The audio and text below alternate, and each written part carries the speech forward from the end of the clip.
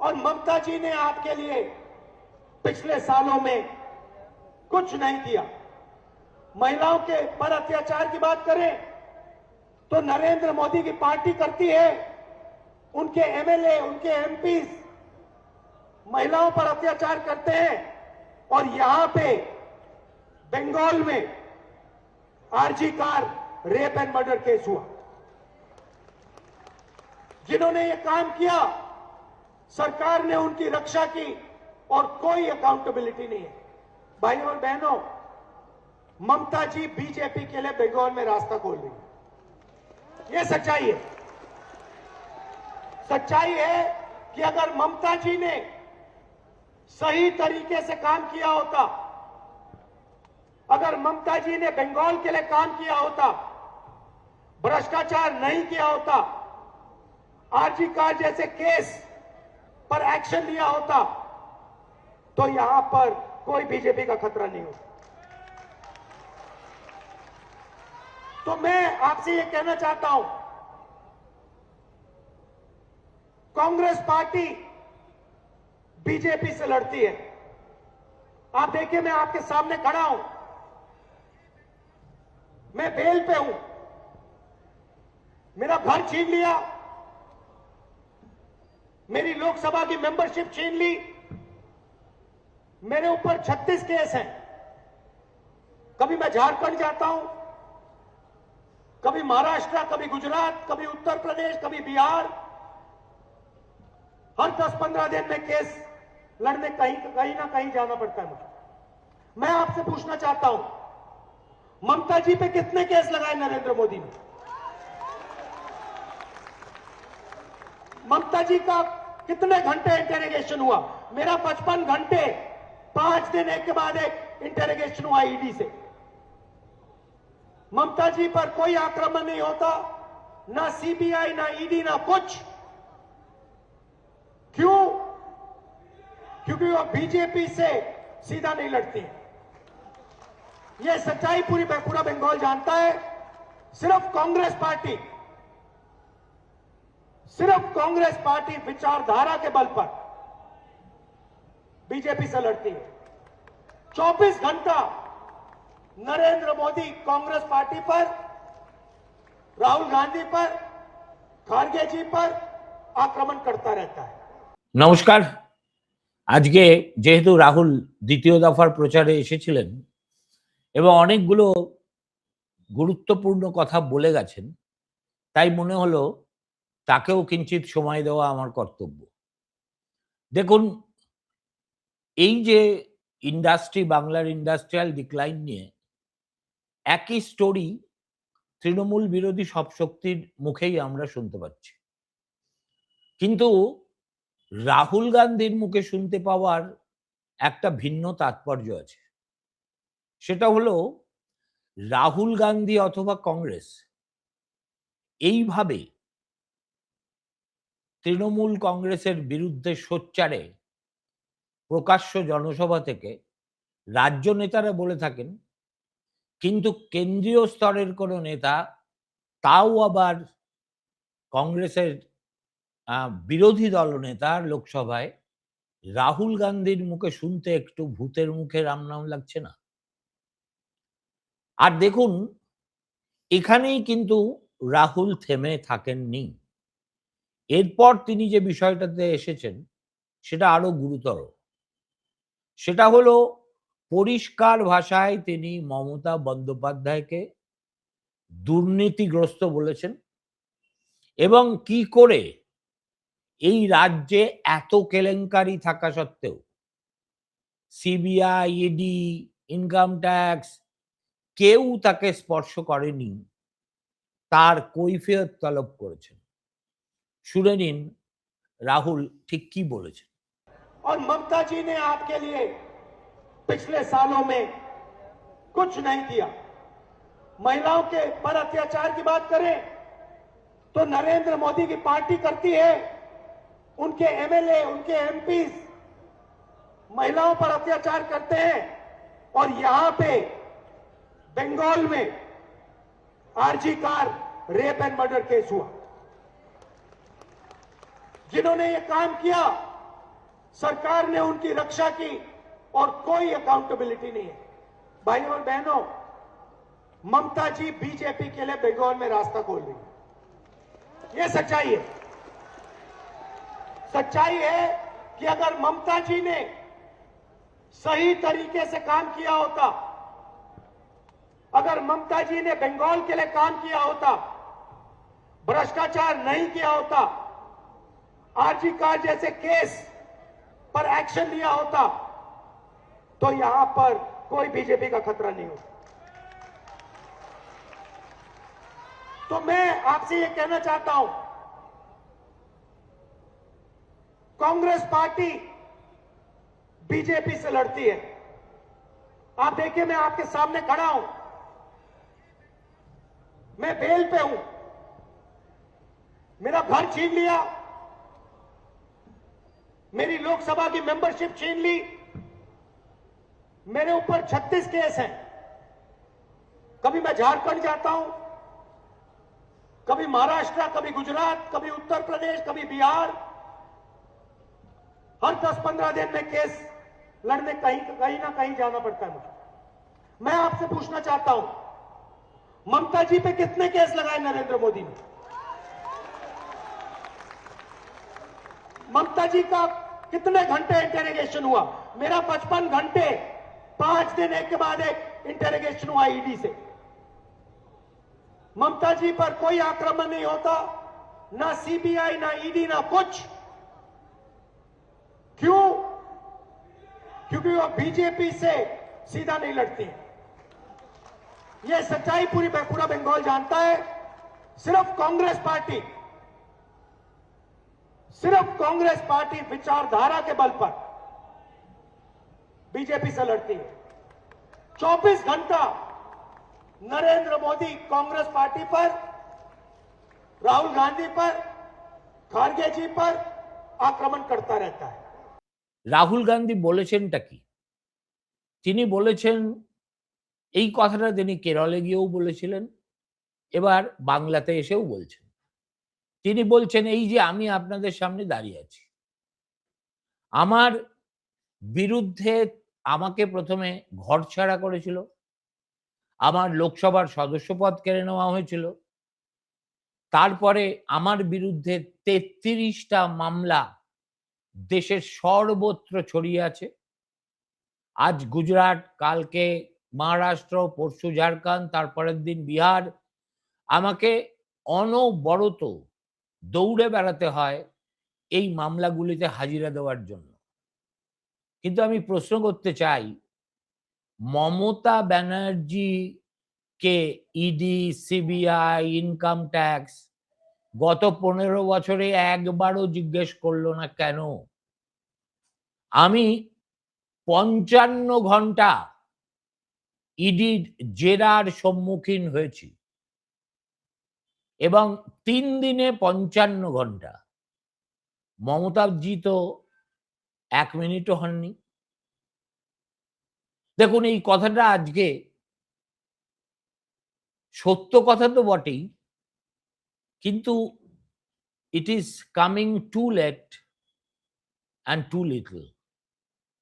বস্তুত এ রাজ্যে কংগ্রেস দল যে স্বাধীনভাবে মাথাচাড়া দিয়ে উঠতে পারলই না, তার একটা কারণ হচ্ছে এই রাজ্যটাকে কংগ্রেসের কেন্দ্রীয় নেতৃত্ব কখনো মমতা বন্দ্যোপাধ্যায়ের সেকেন্ড ফিডল হিসেবে কাজ করতে বাধ্য করেছে, আবার কখনো পশ্চিমবঙ্গ নামক একটা রাজ্য ভারতের মানচিত্রে আছে এ কথা কেন্দ্রীয় নেতাদের কথাবার্তা শুনে কখনো বোঝাই যায়নি। এটা গেল ফ্যাক্ট। এই ফ্যাক্টের পরিপ্রেক্ষিতেই আমার নিজের ধারণা, হয়তো আমি ভুল হতে পারি, নাও হতে পারি, কিন্তু আমার নিজের বিশ্বাস কংগ্রেস দল যে আজকে তাদের সমর্থনের বেসটা এ রাজ্যে এক চুলও সম্প্রসারিত করতে পারেনি। 2026-এর নির্বাচনে হয়তো দু একটা জেলায় আমরা তার ব্যত্যয় দেখব। তার জন্যে যদি কেউ কালপ্রিট নাম্বার 1 হয়, তাহলে সেটা কংগ্রেসের তথাকথিত হাইকমান্ড। এই হাইকমান্ড এখন দেখতে পাচ্ছি দুদফার ভোটে দুবার এলেন রাহুল গান্ধী। কই একবারও তো প্রিয়াঙ্কা গান্ধীকে আমরা এখানে দেখলাম না। কেরলে তো প্রিয়াঙ্কা গান্ধী পড়েই ছিলেন। তার কারণ কেরল তার নিজের কেন্দ্র আছে, আর সেখানে কংগ্রেসের জয়ের সম্ভাবনা এবার ইউডিএফ এর অনেকেই বলছে খুব উজ্জ্বল। কিন্তু দেখবেন উত্তরপ্রদেশের মতো রাজ্যেও, যেখানে কংগ্রেসের ইকুয়ালি হোপলেস অবস্থা, সেখানেও প্রিয়াঙ্কা গান্ধী, রাহুল গান্ধী ঘন ঘন গিয়ে একটা ব্যর্থ চেষ্টা করেন কংগ্রেসকে উজ্জীবিত করার। প্রতিবার হেরে যান, দিল্লি ফিরে আসেন, আবার সেটা গা ঝাড়া দিয়ে ফেলে দিয়ে ফিরে যান উত্তরপ্রদেশে। আমার বক্তব্য হচ্ছে, এই যে একটা স্লোগান আগে ছিল না, কেন্দ্রীয় বঞ্চনা, দলীয় স্তরে আমাদের রাজ্য কংগ্রেস এই ধরনের একটা অ্যাম্বিভ্যালেন্ট অ্যাটিচিউডের মাঝখানে পড়ে গিয়ে একটা শ্বাসরুদ্ধ অবস্থার মধ্যে রয়েছে। অনেকে তো কংগ্রেসের ভিতরে আশঙ্কাই করছিলেন যে এবার নির্বাচনেও না কংগ্রেস হাইকমান্ড একটা ডিক্টাট জারি করে যে না, তোমাদের কথা আমরা শুনতে পাচ্ছি না, জাতীয় স্বার্থে এবং বৃহত্তর দলীয় স্বার্থে তোমাদের তৃণমূল কংগ্রেসের সঙ্গেই সমঝোতা করতে হবে। সেটা যদি 5-6টা সিট তৃণমূল দয়াদাক্ষিণ্য করে ছেড়ে দেয়, তাহলে সেইটুকু নিয়েই করতে হবে। এখানেই রাহুল গান্ধী একেবারে চিরকালীন কংগ্রেসী ঐতিহ্য থেকে সরে এসে একটা বোল্ড ডিসিশন অনেক দিন পরে কংগ্রেস নিয়েছে। রাহুল গান্ধী পশ্চিমবঙ্গ কংগ্রেসের যারা অগ্রগণ্য নেতা এখনো আছেন, তাদের প্রত্যেককে এআইসিসি অফিসে ডেকে দীর্ঘ বৈঠক করে তাদের মতামত জানতে চেয়েছেন, এবং সেই বৈঠকে সম্ভবত একজনও মমতা বন্দ্যোপাধ্যায় অথবা মমতা বন্দ্যোপাধ্যায়ের সঙ্গে জোট গড়ার কথা বলেননি। সিপিআইএম এর সঙ্গে জোট গড়া উচিত কি উচিত না, তা নিয়ে হয়তো দু একজন অস্ফুটভাবে বলতে চেয়েছেন, কিন্তু overall mood of Congressman from Bengal সেটা ছিল ওভারওয়েলমিংলি একলা চলার। এবং সেই সিদ্ধান্ত বলবৎ করেই কংগ্রেস এবার এ রাজ্যে 294টা কেন্দ্রের প্রত্যেকটিতে প্রার্থী দিয়েছে। দেখুন, এই প্রার্থীদের মধ্যে অনেকের হয়তো জামানতই জব্দ হয়ে যাবে। আবার শোনা যাচ্ছে মুর্শিদাবাদ, মালদহে এবং উত্তর দিনাজপুরে দু একটি কেন্দ্রে কংগ্রেস নাকি এবার ভালো ফল করতে পারবে। এ বিষয়ে কোনো সন্দেহ নেই যে কংগ্রেস এবার বিধানসভায় পা রাখবেই। অতএব এখন প্রশ্নটা তাহলে দাঁড়িয়ে যাচ্ছে যে এই যে কংগ্রেসের নীতি, অর্থাৎ মমতা বন্দ্যোপাধ্যায়ের আঁচলের তলায় থেকে রাজনীতি না করার, অথবা এই একটা তথাকথিত বাম শক্তির সঙ্গে থাকার একটা প্রগতিশীল ইমেজ খাড়া করার যে প্রয়াস আমরা এতদিন দেখেছি, রাহুল গান্ধী সেখানে একটা পূর্ণচ্ছেদ ঘটিয়েছেন।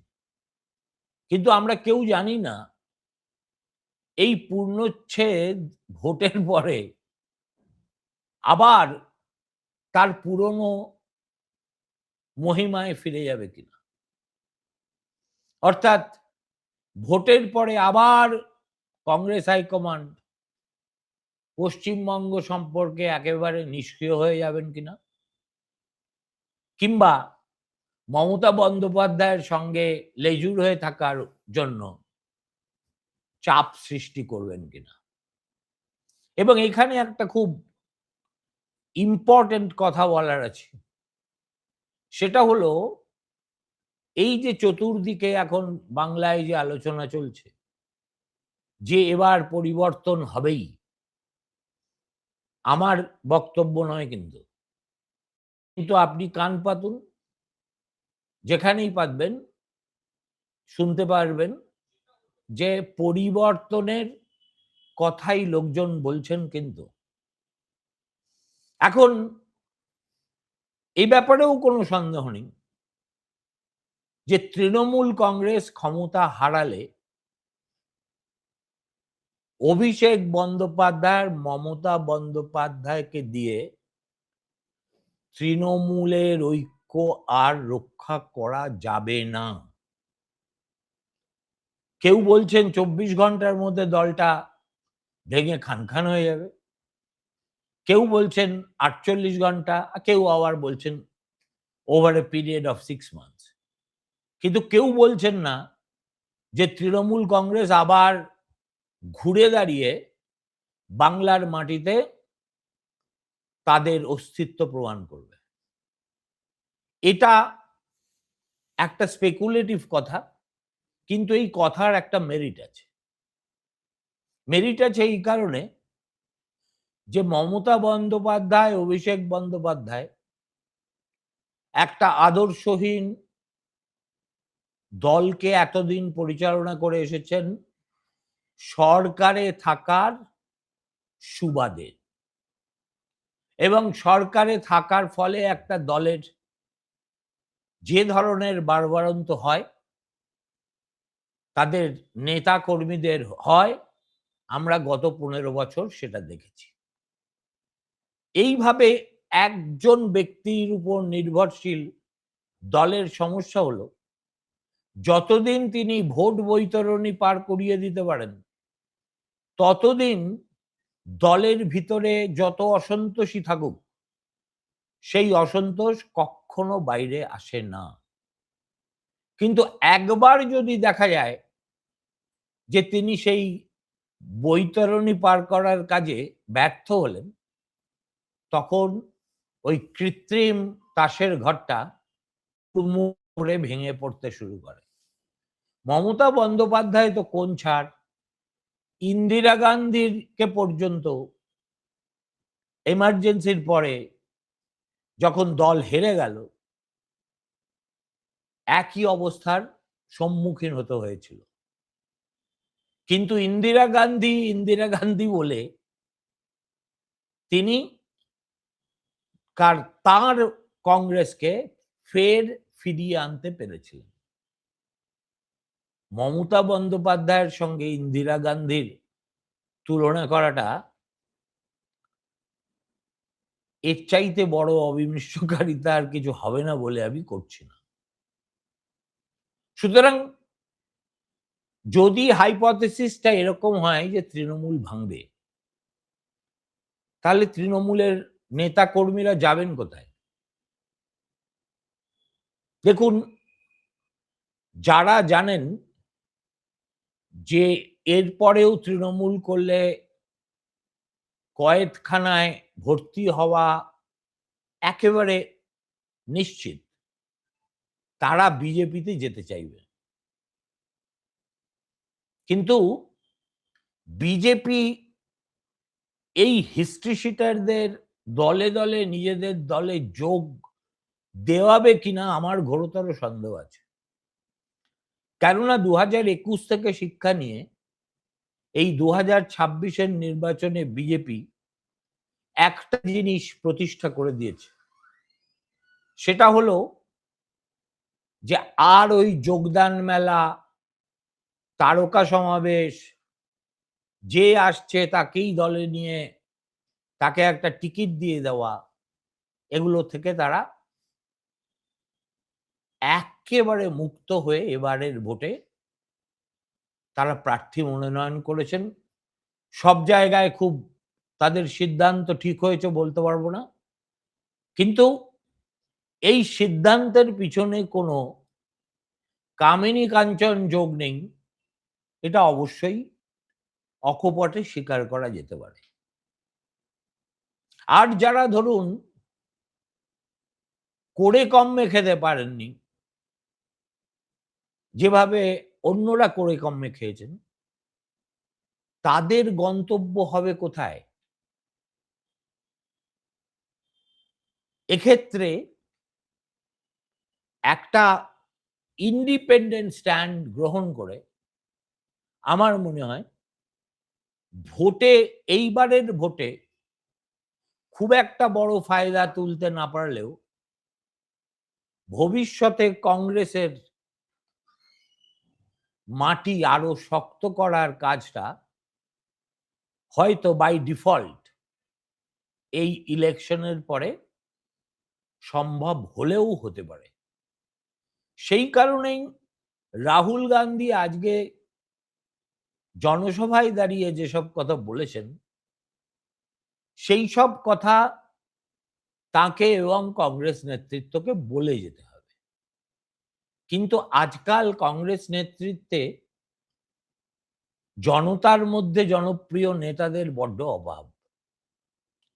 এমন সব নেতারা এআইসিসি আলো করে বসে থাকেন, যারা ভোটে দাঁড়ালে তাদের সহধর্মিণীরাও ভোট দেবেন কিনা সন্দেহ।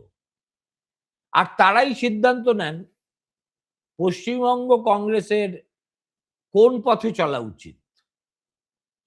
রাহুল গান্ধী যদি এইভাবে ডিসাইসিভলি ইন্টারভিন না করে একলা চলরের নীতি না নিতেন, তাহলে ওই সব গ্রাসরুট ওয়ান্ডারাররা তারা কিন্তু আবার চাপ দিত যে না, নেই, মমতাকে সাথ চলো। সুতরাং I think a new opportunity হয়তো কংগ্রেসের সামনে অপেক্ষা করছে। এখন কংগ্রেস এমন একটা দল, তারা সুযোগ হেলায় নষ্টও করতে পারে, গ্রহণ করতে পারে, আবার অনিচ্ছুক একটা গ্রহীতার মতো আচরণও করতে পারে। Congress today is gloriously unpredictable. সুতরাং রাহুল গান্ধী আজকে যেসব কথাবার্তা বললেন এবং যেভাবে বাংলার মানুষের মনের কথাটা তৃণমূল জমানার দুর্নীতি এবং সেই দুর্নীতিতে আকণ্ঠ নিমজ্জিত হওয়া সত্ত্বেও বন্দ্যোপাধ্যায় পরিবারের একেবারে গায়ে আঁচটি পর্যন্ত না লাগা, এই প্রশ্নটাই তো বাঙালি করে আসছে গত 5 বছর ধরে। এবং এই প্রশ্নটা যদি রাহুল গান্ধী 1 বছর আগে থেকে বাংলার মাটিতে এসে করা শুরু করতেন, অনেক লাভ হতো দলের। বাট কংগ্রেসীরা মনে করতেই পারেন বেটার লেট দ্যান নেভার। দেখুন, 9টার সময়, 10টার সময় আমি বহরমপুর মালদা প্রসঙ্গ নিয়ে আলোচনা করব অধীর চৌধুরীর সঙ্গে। আমি একটু আগেই শুনলাম অধীর ফেসবুক লাইভ করে একটা বিস্ফোরক অভিযোগ করেছেন যে আইপ্যাকের লোকজন নাকি কংগ্রেসের সম্ভাব্য বিজয়ী প্রার্থীদের বাড়িতে গিয়ে তাদের সঙ্গে সেনাপতির যোগাযোগ করিয়ে দেওয়ার একটা চেষ্টা করছেন। আমি 10টার সময় অধীরকে জিজ্ঞেস করব যে তিনি এই খবর কোত্থেকে পেলেন এবং এই খবরের সত্যতাই বা কি। এটা যদি সত্য হয় তাহলে এটা সাংঘাতিক ব্যাপার এবং এর ব্যঞ্জনা কি সেটা নিয়ে অধীরের সঙ্গেই না হয় আলোচনা করব। আপনারা সঙ্গে থাকবেন। দয়া করে 10টায় অধীর রঞ্জন চৌধুরীর সঙ্গে আমার আলাপচারিতা শুনবেন। আপাতত বিদায় নিচ্ছি।